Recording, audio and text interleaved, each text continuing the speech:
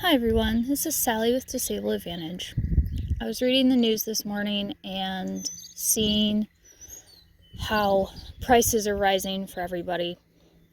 I've got a friend in California who keeps texting me updates of how expensive gas is, and I read an article that said that just the price of gas alone is going to add a couple $100s to people's lives.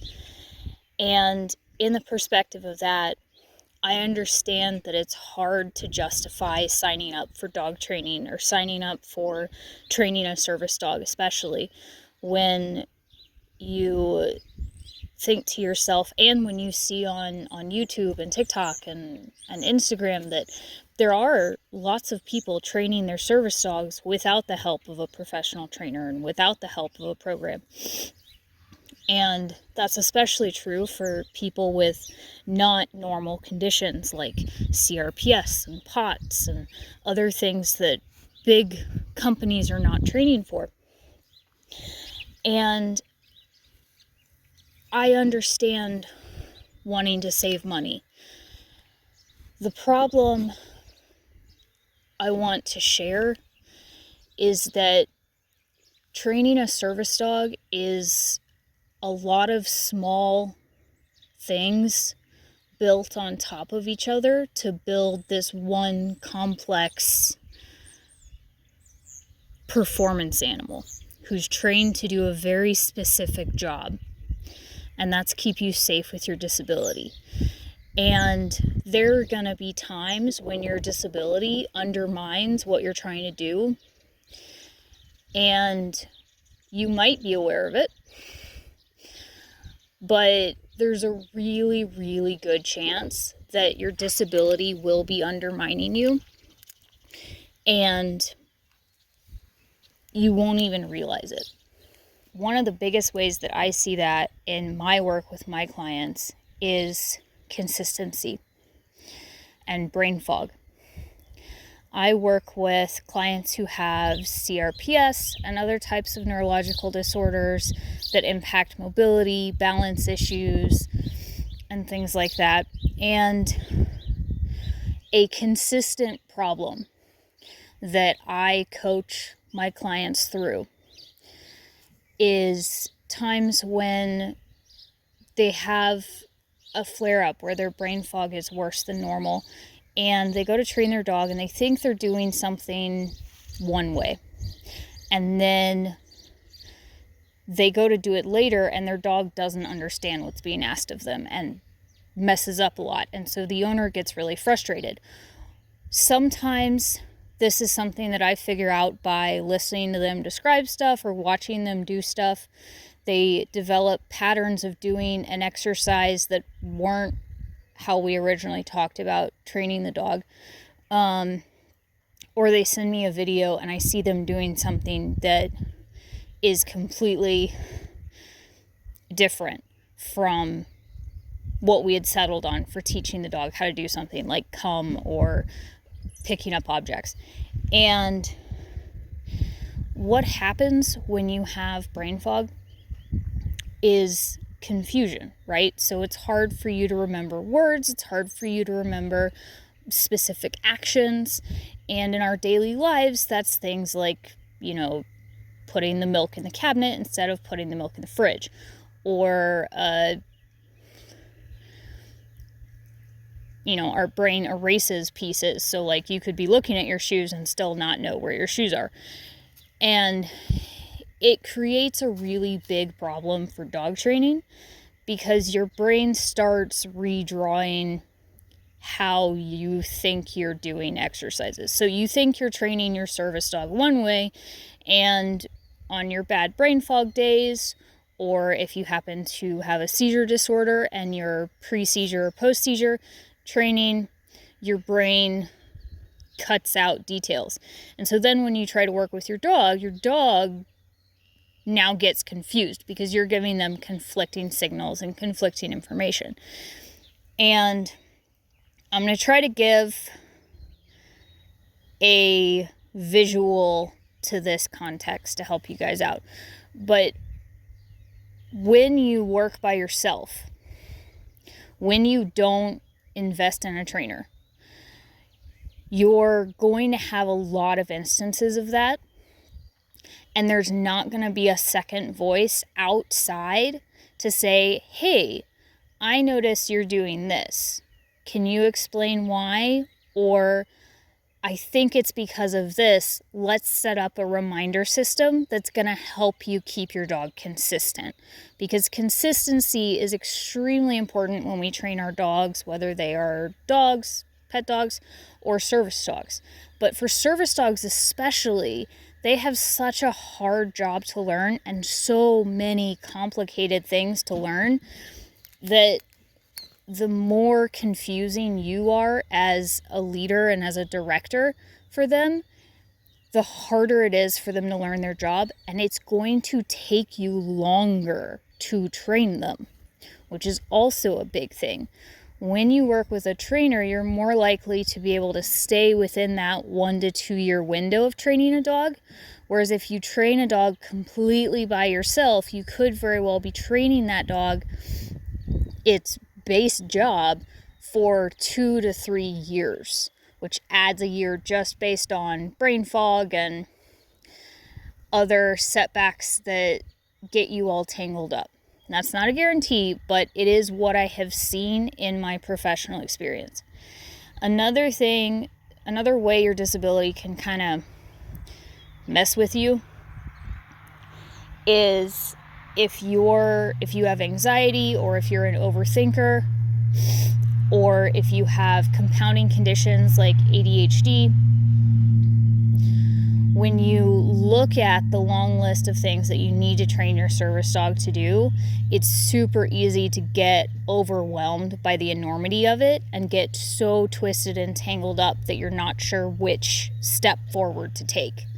When you work with a trainer, when you work with me, I'm prepared to coach you through, okay, you're doing a good job. Here's what we're focusing on. Let me find a different way to break it down for you. Where's your problem?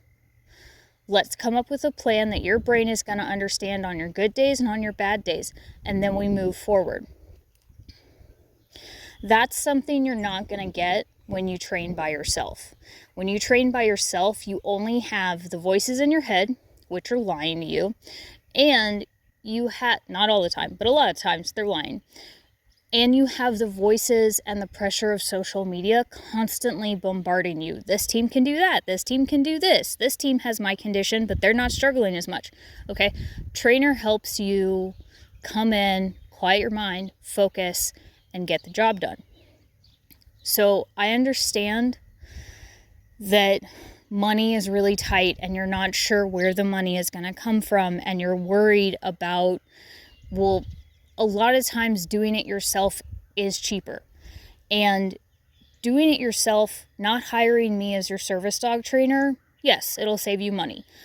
But it will not save you in time, or in quality, or in reliability of your service dog. I can help you stay on track, which saves time. I can help you get all of the skills that your service dog needs to know and give you a quality of training that works for your disability and is what you need in your day-to-day life, and a level of reliability that you can depend on when you need it the most. Inadvertently, your disability is working behind the scenes to undermine you. And I come in and I help bridge the gap and help you find a way to make sure your disability, even if it is still playing tricks behind the scenes, that it's not wiping your sandcastle clean every day or putting holes there that you're not aware of and find months later. So I save you time, I save you energy, and I help you with your disability. And those are all of the things that you're not going to get if you train by yourself. So my analogy for you guys is, I've got this pile of dirt here, and I want you to think of the pile of dirt as all of the things that you're trying to train your dog and all the things that went into training your dog something.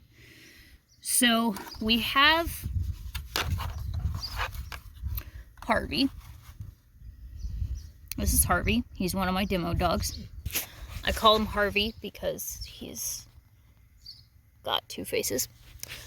We got Harvey here. When you train with me, I'm constantly on the lookout for. So I'm constantly going to be reminding you, hey, you need to use a correction here. Hey, your hand signal wasn't very clear.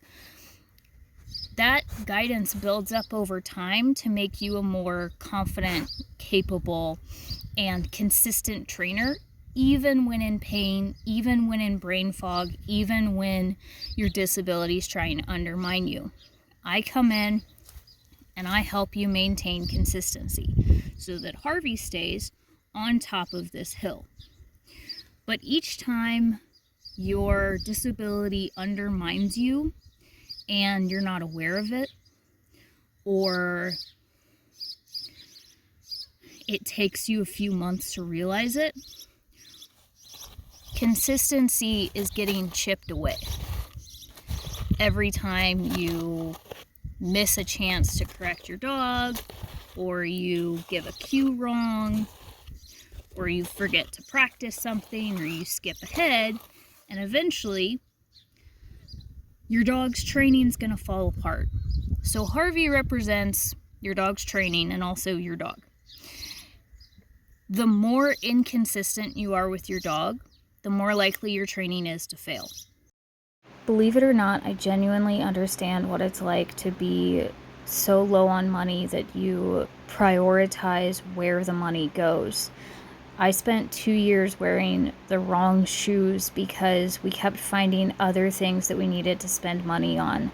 And the result, unfortunately for me, was that we inadvertently caused the CRPS to get worse in my feet and to cause so much pain that it got really, really hard to walk. And the fix was buying shoes.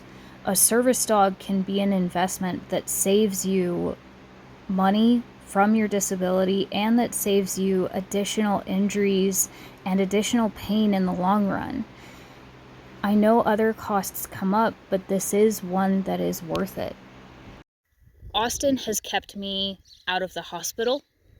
He's kept me from needing additional mobility aids that cost money. He's prevented more traumas than I can even count. I'm not going to countless doctors. My pain is relatively stable. My quality of life is full and enriching. I go on walks, I work a job, I help people, and that's a lot of it is due to having a service dog and from training my own service dog, because training your own service dog builds you up mentally and builds your body up and helps you learn how to adapt to your disability in ways that you do not currently think are possible. Money is tight right now. And I can't put a price on